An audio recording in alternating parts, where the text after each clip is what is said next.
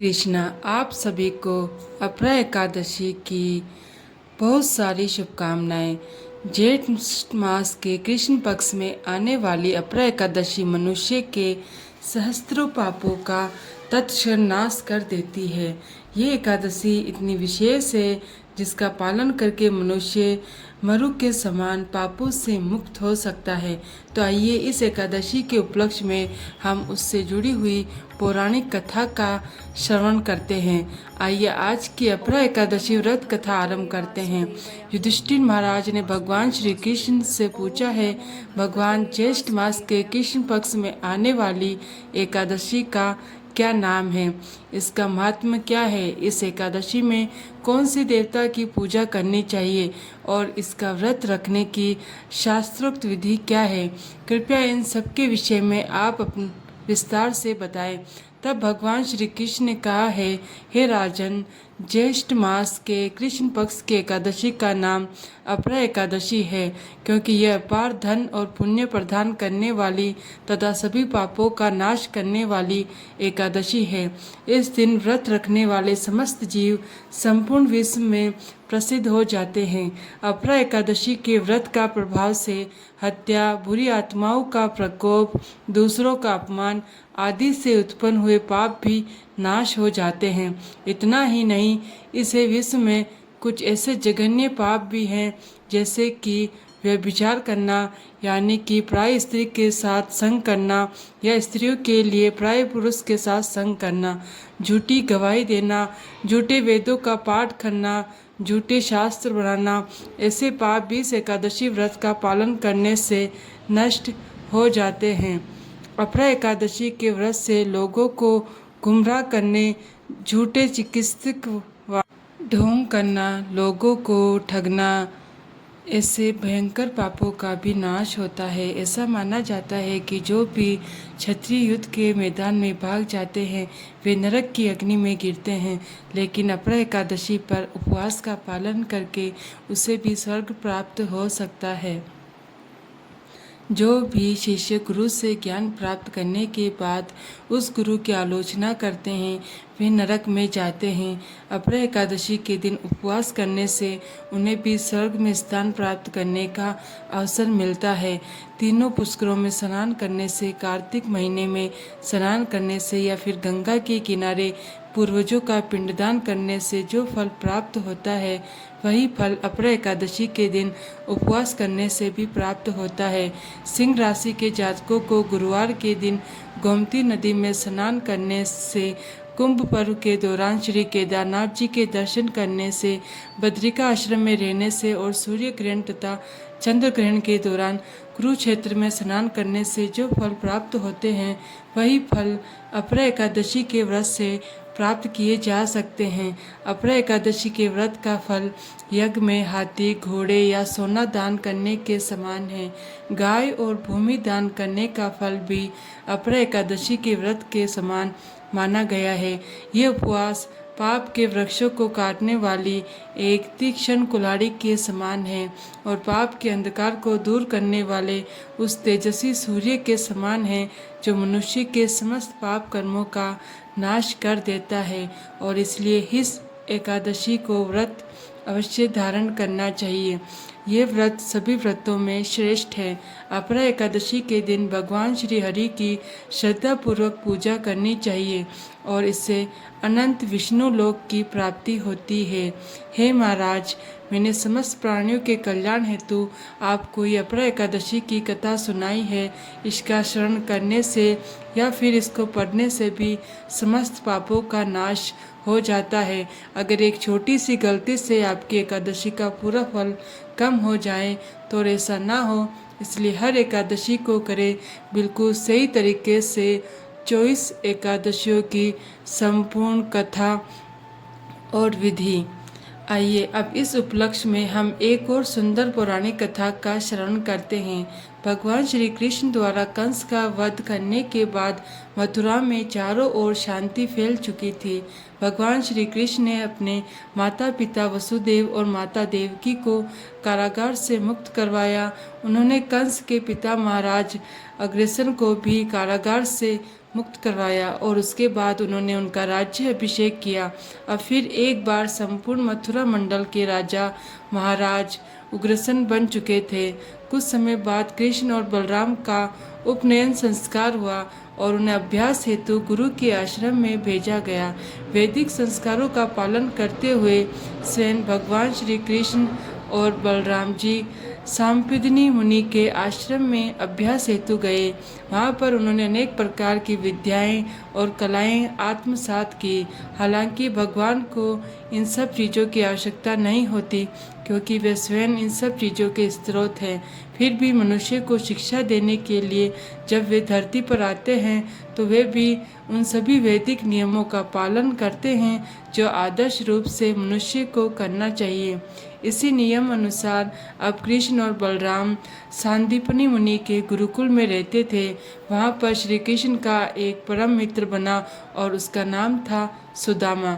सुदामा एक निर्धन ब्राह्मण परिवार से आता था, लेकिन वह अत्यंत सरल हृदय का था और भगवान श्री कृष्ण को ऐसे ही सरल, विनम्र और स्नेही भक्त प्रिय थे। तो इस प्रकार भगवान श्री कृष्ण और सुदामा के बीच में गाढ़ मैत्री संबंध स्थापित हो गया। वे दोनों सदैव एक दूसरे के साथ रहते, साथ में अभ्यास करते, साथ में खाते पीते और साथ में ही गुरु की सेवा करते। दोनों ने कुछ समय तक साथ में अभ्यास किया और आखिरकार जब उनका अभ्यास संपन्न हो गया तब समय आया एक दूसरे से विदा लेने का। भगवान श्री कृष्ण ने सुदामा को वचन दिया कि उनकी मैत्री सिर्फ गुरुकुल तक सीमित नहीं थी, वे आजीवन उनके साथ रहेगी। जब सुदामा ने श्री कृष्ण के ये वचन सुने तो वे अत्यंत भाव विभोर हो गए। उनकी आंखों से अश्रु बहने लगे।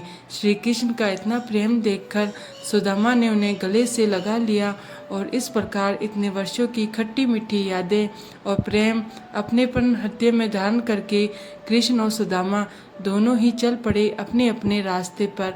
काल का चक्र घूमता रहा, दोनों ही अवयस्क हो चुके थे।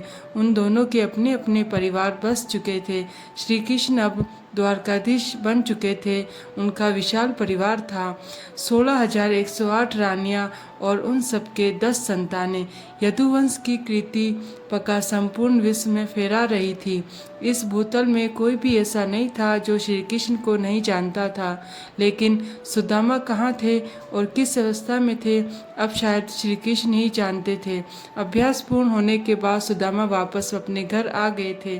ब्राह्मण बालक थे, विद्वान थे, तेजस्वी थे, लेकिन फिर भी कहते हैं ना कि देव हमेशा कृपालु नहीं रहता।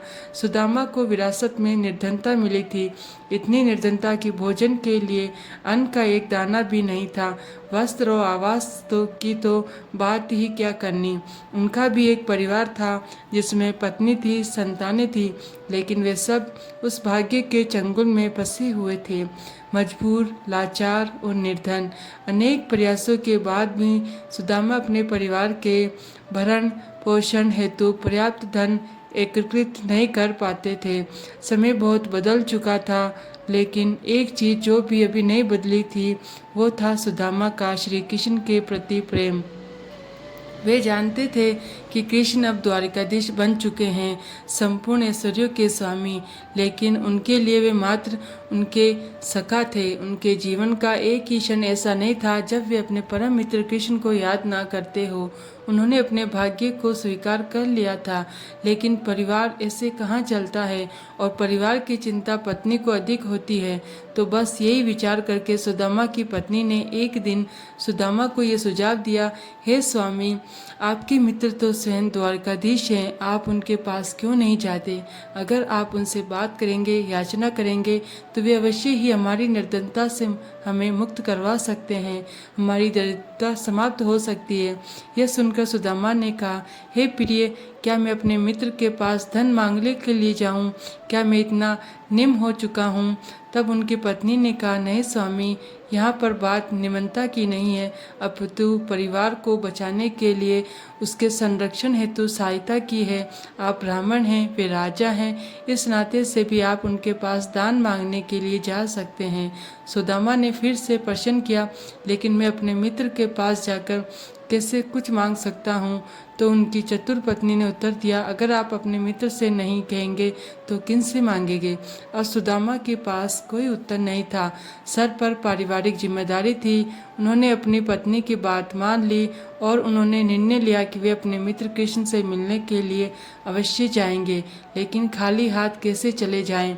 किसी के पास अगर जाना है तो कुछ ना कुछ लेकर जाना चाहिए, और उनके घर में ऐसा कुछ भी नहीं था जो वे श्री कृष्ण को दे सके। इसका भी समाधान सुदामा की पत्नी के पास था। वे साथ वाले घर में गए, वहाँ से कुछ सूखे चावल तांदूल लेकर आई, उसे एक छोटे से कपड़े में लपेटा और सुदामा के हाथ में थमा दिया और उनसे कहा, ये लीजिए स्वामी, आप अपने मित्र को इसे उपहार में दीजिए। सुदामा 2 क्षण तक सोचते रहे। संपूर्ण ऐश्वर्य के स्वामी द्वारिकाधीश कृष्ण को मैं ये सूखे चावल दूंगा। फिर दूसरा विचार आया, लेकिन और कुछ है भी तो नहीं मेरे पास, और क्या ही दे सकता हूँ। मैं ठीक हूँ, जैसी प्रभु की इच्छा। इस प्रकार सोचते हुए अपने परम मित्र श्री कृष्ण को याद करते हुए वो चल पड़े द्वारिका की ओर। उनके घर से द्वारिका का मार्ग लंबा था।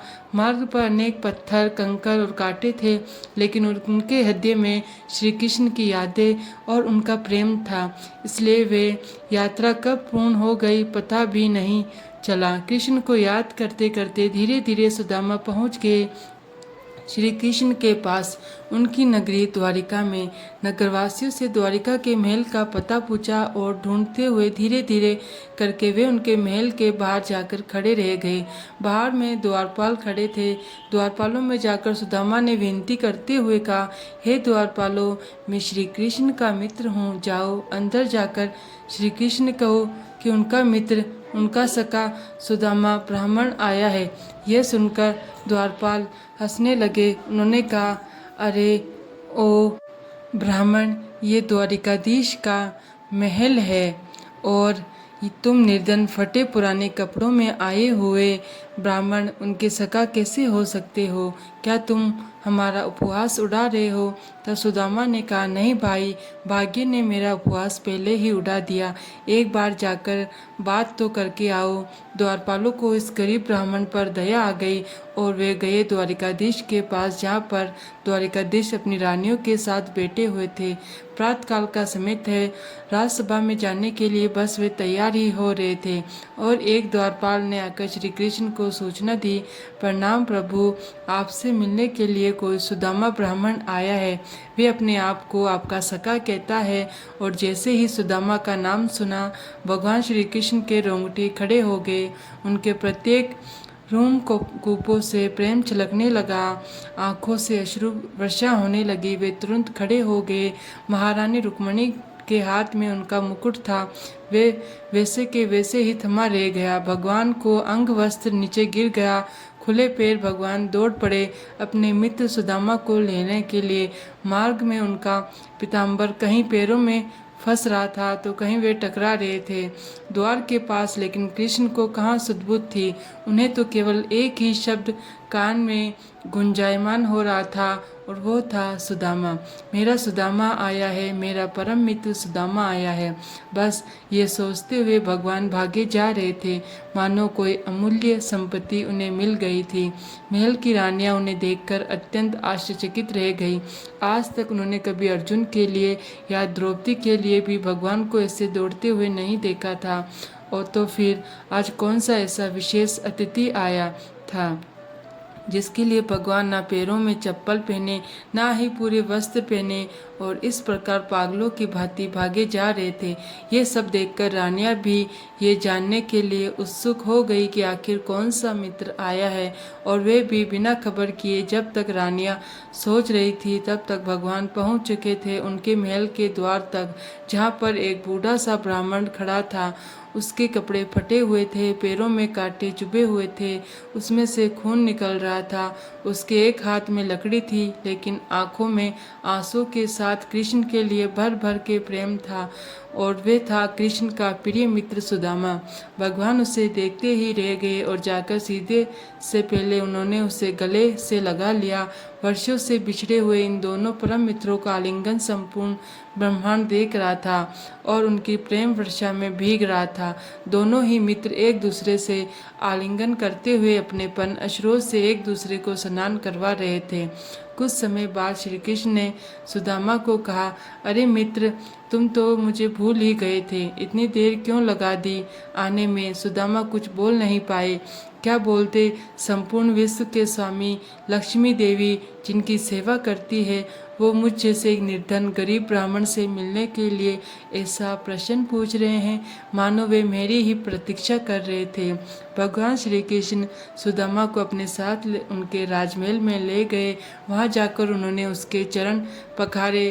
त्रिलोकीनाथ ने स्वयं अपने हाथों से अपने मित्र के पैरों से कांटे निकाले, उनके पैरों को साफ किया और फिर संपूर्ण शरीर पर स्नान करवाया, सुगंधित जल से चंदन से लेप किया और जहाँ जहाँ भी घाव थे वहाँ पर औषधि लगाई।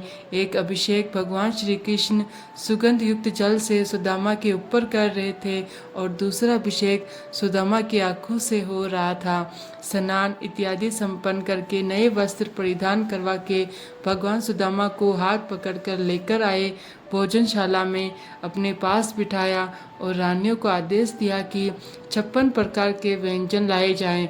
उनके आदेश का पालन हुआ, भोजन की व्यवस्था हुई और अब दोनों मित्र भोजन करने के लिए बैठे थे।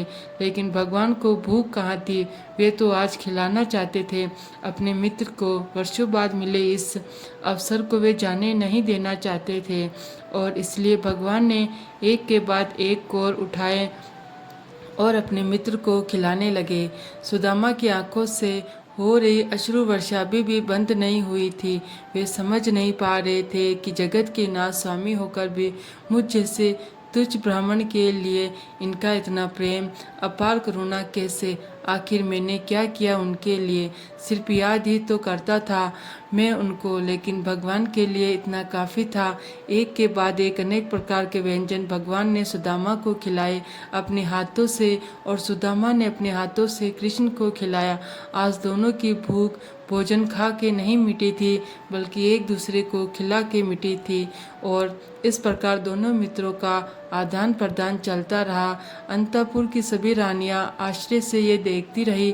भोजन समाप्त हो जाने के बाद भगवान ने सुदामा को विश्राम करने के लिए आवास प्रदान किया। जब सुदामा थोड़ी देर बाद विश्राम करके आए तो दोनों ही मित्र बैठकर बातें करने लगे। गुरुदेव सांदीपनि ऋषि की, उनके गुरुकुल के समय की, वहाँ बिताए गए हर क्षण, हर खेल, हर नए पाठ और हर नए दिन की बातें हुई। अच्छी और बुरी, दुखी करने वाली और सुख देने वाली बातें करते करते अचानक भगवान श्री कृष्ण को याद आया और सुदामा को चिढ़ाते हुए उन्होंने प्रश्न किया, अरे सुदामा, तुम खाली हाथ मेरे पास आ गए, बताओ मित्र मेरे लिए क्या लेकर आए हो। अब बारी थी सुदामा की। वे थोड़ा संकोच करने लगे क्योंकि अभी तक जिस ऐश्वर्य का दर्शन वे कर रहे थे अपने आसपास, उसके सामने उनके एक मुट्ठी सूखे चावल, इसकी भला क्या कीमत होगी। यही सोचकर सुदामा अपनी लाए हुए उस पोटली को पीछे छुपाने लग गए और तभी भगवान श्री कृष्ण ने उन्हें पकड़ लिया। आखिर कृष्ण से कोई भी बात कहाँ छुपी रह सकती। कृष्ण ने देखा कि सुदामा कुछ पीछे छिपा रहे थे। तुरंत उन्होंने पकड़कर उसे बाहर निकाला। कृष्ण ने देखा, अरे वाह, इसमें तो तांदुल है, सूखे चावल। सुदामा, क्या तुम मेरे लिए ये लेकर आए हो? यह कहकर भगवान गदगद हो गए। ऐसा लग रहा था मानो उन्हें वेंटू से भी कोई बड़ी संपत्ति मिल गई हो उपहार में। और फिर भगवान प्रतीक्षा कहाँ करने वाले थे। उन्होंने सीधे ही उस एक मुट्ठी चावल में से चावल के कुछ दाने उठाए और उसको लेकर गए सीधे अपने मुंह में। और इस प्रकार सुदामा के लाए हुए उपहार को भगवान ने अत्यंत प्रेम पूर्वक स्वीकार किया। कृष्ण की आंखें बंद थी, लेकिन वास्तव में वे सुदामा के भाग्य को खोल रहे थे।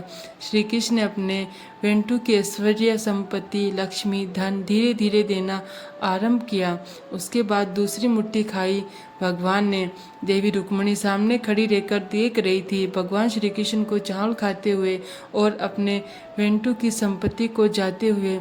जैसे ही भगवान ने तीसरी मुट्ठी खाने के लिए उठाई, रुक्मिणी देवी ने अत्यंत प्रेम से कहा, प्रभु कुछ हमारे लिए भी छोड़ दीजिए। और भगवान समझ गए। उन्होंने बचे हुए चावल अपनी रानियों को दे दिए। सुदामा ये देखकर अत्यंत आश्चर्यचकित रह गए कि जो श्री कृष्ण और उसकी सभी रानियां प्रतिदिन दिन में पता नहीं कितने ही व्यंजन खाते हैं, अलग अलग प्रकार के नवीन मिष्ठान आरोगते हैं, उनको भला इस सूखे चावल में क्या ही स्वाद मिल रहा होगा। लेकिन ये कृष्ण जानते थे कि उसमें जो स्वाद था वो उस द्वारिका के किसी भी पकवान में नहीं था, और वो था प्रेम और मित्रता का स्वाद, सच्ची निष्ठा और श्रद्धा का स्वाद। इस प्रकार सुदामा कुछ दिन कृष्ण के पास ही रह गए।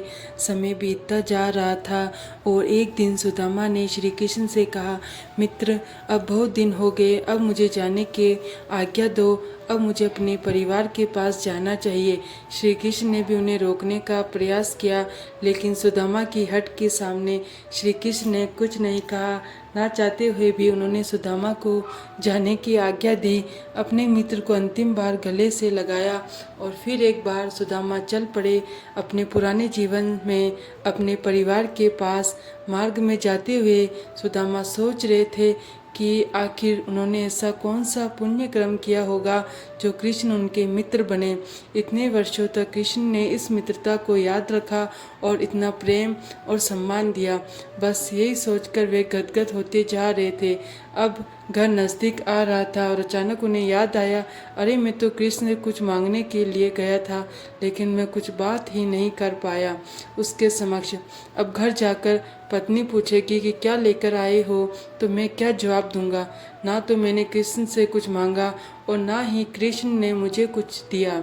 इस प्रकार सोचते हुए सुदामा अपने घर के पास पहुंच गए, जहां पर उनकी पुरानी फटी हुई आधी टूटी हुई झोपड़ी थी। लेकिन आज वे कुछ असमंजस में थे, फंस गए थे। मार्ग वही था, स्थान भी वही था, गांव भी वही था, लेकिन उनका घर नहीं दिखाई दे रहा था, ना उनकी पत्नी दिख रही थी।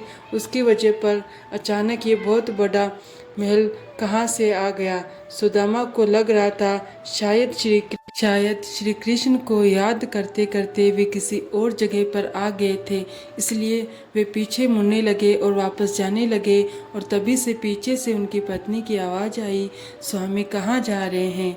सुदामा ने पीछे मुड़कर देखा तो एक देवी जैसी सुंदर स्त्री खड़ी थी, नवीन वस्त्र और आभूषण पहने हुए युवान दिख रही थी। सुदामा समझ नहीं पा रहे थे और कुछ देर तक तो वे अपनी पत्नी को पहचान भी नहीं पाए। अपने पति के चेहरे पर ऐसा प्रसन्नता चिन्ह देखकर उनकी पत्नी समझ गई। उन्होंने पास आकर सुदामा के चरणों में प्रणाम किया और फिर संपूर्ण कथा कह सुनाई। सुदामा की पत्नी ने कहा, हे स्वामी, आपके जाने के बाद आपके मित्र यहाँ पर आए थे। उन्होंने अपने सैनिकों और मंत्रियों को आदेश दिया और ये देखिए हमारे लिए संपूर्ण नया भवन उन्होंने तैयार करवाया। इतना ही नहीं, उन्होंने हमें ऐसे सुख सुविधा के साधन दिए, धन ऐश्वर्य और संपत्ति दी जिसकी हमने कभी कल्पना भी नहीं की थी। आज हमारे घर में ना अन्न की कमी, ना धन और वस्त्र की। आइए स्वामी, जरा देखिए तो सही अंदर आकर। लेकिन सुदामा को देखने का कहाँ समय था। उनके आंखों की वर्षा फिर से शुरू हो गई थी। अपने मित्र की इस अनकही उदारता को देखकर भले ही उन्होंने कुछ नहीं मांगा था, लेकिन कृष्ण तो जगतपति हैं, भगवान हैं, उनसे कहाँ कोई बात छिपी रह सकती है। बिना मांगे ही कृष्ण ने सुदामा को त्रिभुवन का ऐश्वर्य और समृद्धि प्रदान की थी। सुदामा की पत्नी और उनके बच्चे उन नया घर और उनका आवास दिखाने में व्यस्त थे, लेकिन सुदामा वापस चले गए थे उनके मित्र के पास। मन की यात्रा करके कृष्ण के पास उनके चरणों में, उनके गले में लगकर आलिंगन करके रोने के लिए ऐसा मित्र कहाँ किसी को मिल सकता है। कृष्ण के अलावा बस ये सोचकर सुदामा रोते रहे।